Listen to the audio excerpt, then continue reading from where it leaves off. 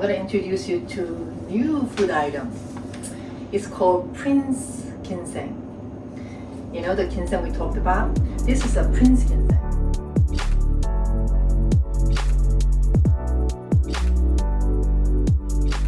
This area, your pharmacist, your food compounding pharmacist. We've been working on the pottage old series, but it gets a little boring. You know, you are getting a little better. You've had enough pottages, couple days, and you want a little more spicy. You know, you are getting better. The fact that you're craving for spicy food or different variety of a food, that means your body is asking for it. That means you are recuperating. That's a really good news, instead of you just lying there drinking this pottage broth or pottage, you know, the bland food, and you're craving for a little more interesting. That means your body's coming alive, which is wonderful. So on that note, I want to share something interesting, because you can only eat so much broccoli, so much cauliflower. I get bored with the same kind of vegetables. So I want to introduce you to the other healing properties of all other bounty of a vegetation out there. You know, so we need to open our mind, our taste bud, and welcome the healing properties of this food. Each food has a personality, just like you and I have a personality. Some food are hot tempered, just like me. Some food are cool tempered, like some people are very logical and cool. And some food are just tonifying. Some people are just good to have them near you, right?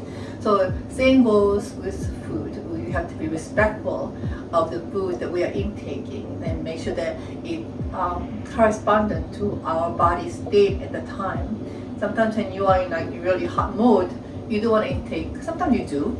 You know, you don't want to intake too much of the heat, so your body can surrender to the heat. You know, or if you are cooling, you want to have a heat food so you can energize it. So people, not of vegetarian people, it's wonderful to be vegetarian. I think at a certain time your body asks for it, you should give it. But if you're chronically vegetarian and not taking any protein, there's also vegetarian protein like beans and, you know, legume, and you should have that. But if you don't take any protein, your body gets very wet and it's damp. Your hands are cold, you know. So you need protein, either vegetable protein or meat, to increase your body heat, so you can circulate them. So in that note, I'm going to introduce you to new food item. It's called Prince Ginseng. You know the ginseng we talked about? This is a Prince Ginseng. And you can start with the seed. Seed is at the end of a season. This is the end of the season. So you open that seed and it comes up. And you have to find the seed to plant them. And my mother is very good gardener.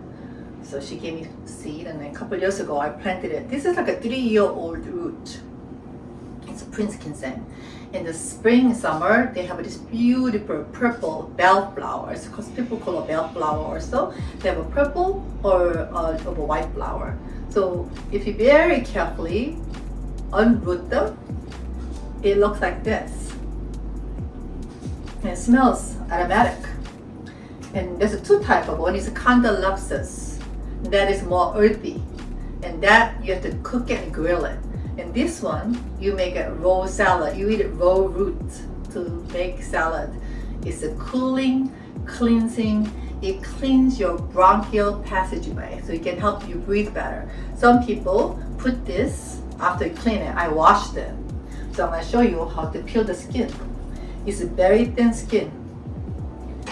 You just scrape it. I guess you don't have to peel the skin, but you know, it's been on the dirt for so long. If the dirt doesn't come out, the skin gets peeled like this, round and round. See? You can just peel it like that. 1 or 2 is easy to peel, but if you do a lot of them, you do need help. So there you are. See how paper thin the skin is? You can't even scrape it because you don't want to waste the goodness of it. So there's the skin. And I can go like that. The skin is peeled. Oh, it smells so good. So we'll use this. We can't use really top one is hard. Sometimes you can replant this back and they might live, right? So So here you are. And you don't have to cut it. You don't have to slice it. They are used, you can peel it, you can just tear it with your fingernails like this. Peel it, the roots. Can you imagine eating a root? Well, you're eating carrots, right? No difference. Just different type of food. It's called prince ginseng or bellflower. You make it as thin as you can. So this will decrease your phlegm and help you breathe better. Opens the bronchial passageway. It thins the body mucus. So if you're coughing, it'll be good.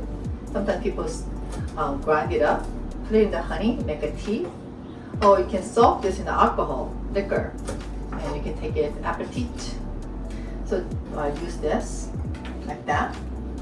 And the carrots, because I like colors. I love colors. So of course you'll do more of it. I'm just giving you a demonstration of a little bit at a time.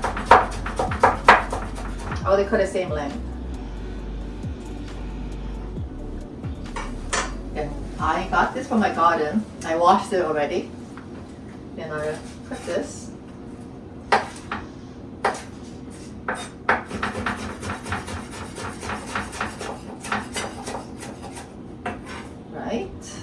And you can put garlic in it. Believe it or not, I plant this in my garden. I'm not really a great gardener, but you plant and it grows. It's a miracle. God gave you everything you need. So here you are, little garlic.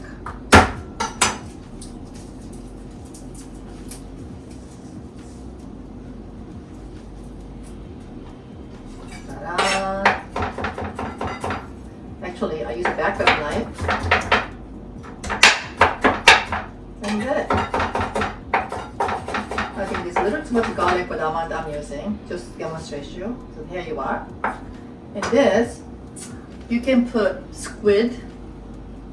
You can put parboiled, quick boiled shrimp. You can put snail, sliced snail.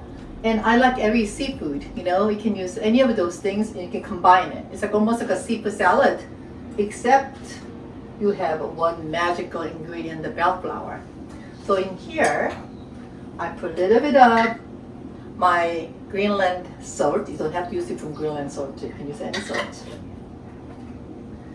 And I use a little bit of vinegar. You can use apple cider vinegar, rice vinegar, white vinegar.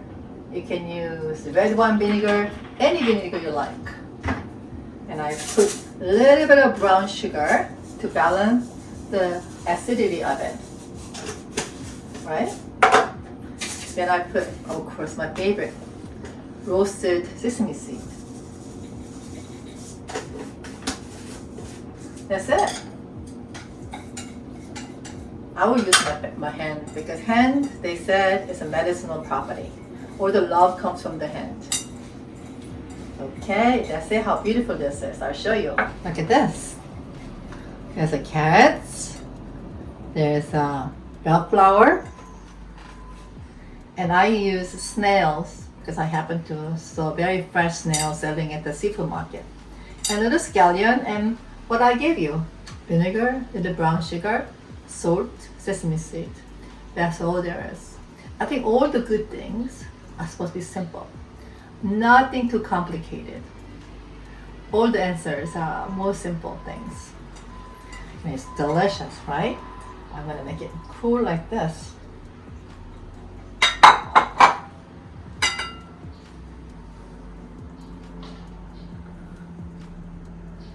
So we'll leave this here.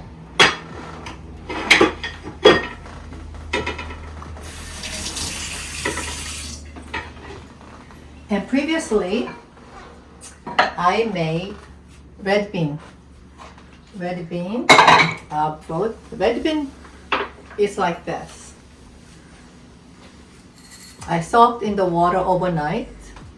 Then again, by using same method as I showed you before, I boiled these red beans in the pot. And then I also put overnight soaked rice in it. And I put the water and I boil it. Let it simmer. And this is red bean pottage. Red bean pottage is wonderful for red blood production. It is body warms the body, and your body's cold, especially winter time. They eat red bean dessert, right?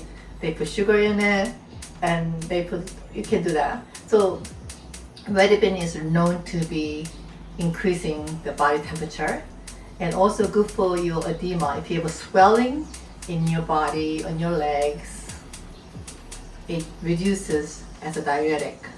It also lowers the body weight because of reduces water from your body. So if you are underweight and if you have a too frequent urination at night, you might not want to take too much of it. Of course, it's food, so nothing you take will be bad for you. But if you are taking too much every day, that could happen. Red beans. So that's what I would serve like this. A little bit of red beans. Chook.